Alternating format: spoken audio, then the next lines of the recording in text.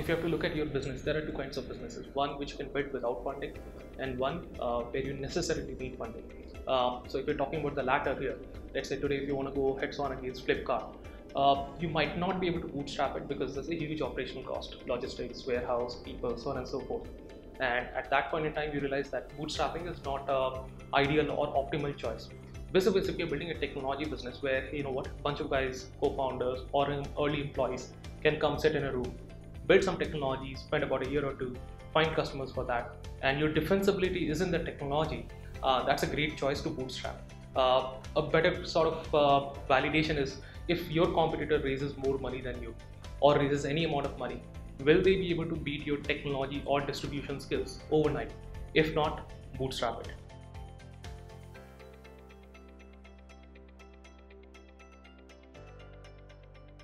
Gives you definitely a sense of freedom, and definitely as a byproduct there is no pressure on you to force to make money from day one. Bootstrapping is something that makes you so much tougher and so much so focused as an entrepreneur, because there is no time for fluff, right? And that's a skill that when you cultivate over your bootstrapping period, you learn to apply that skill, and don't forget that skill, but you learn to apply that skill even when you're venture funded. So I think it's an incredible period of learning, and it's an incredible period of learning how to prioritize, which is one of the most critical skills of an entrepreneur. You are the master of your own destiny. The decisions are all yours. You don't have to depend on, rely or listen to so many different people on taking decisions, which is a very good thing.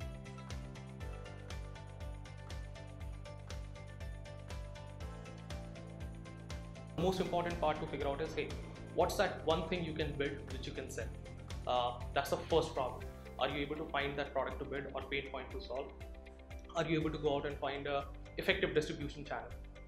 Once you've done that with a small lean team, maybe co-founders or early employees, the next challenge comes in when you're a bootstrap company. How do you attract the next set of employees? Because most people will think, hey, you know what, you're some small company in the corner of the lane, why should I join you? Whereas with a funded company, there's a glamour, hey, you know what, this guy has raised so much money, we have heard about them in the press, so on and so forth. It might be an interesting company to join. So initially as a founder, as a bootstrap founder, there's a lot more story selling, a lot more convincing for your employees. Not so much for the customers, because if you have a good solution, a customer evaluates a product based on the technical merits or the use case merits of the product.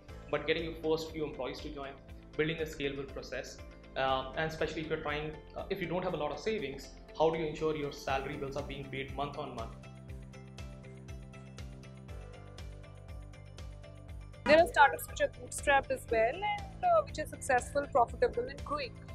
There are a couple of reasons why even a bootstrap startup can be a success. One is if you know how to acquire right customers and how to manage your cash flows properly, how to be cash profitable, and you're able to sustain a team of people with paying them right salaries and things like that, you can move forward too. It's not just about putting in loads and loads of money and not knowing what to do about it. It's about using the right resources and delivering the right value to your end consumer, and at the same time growing.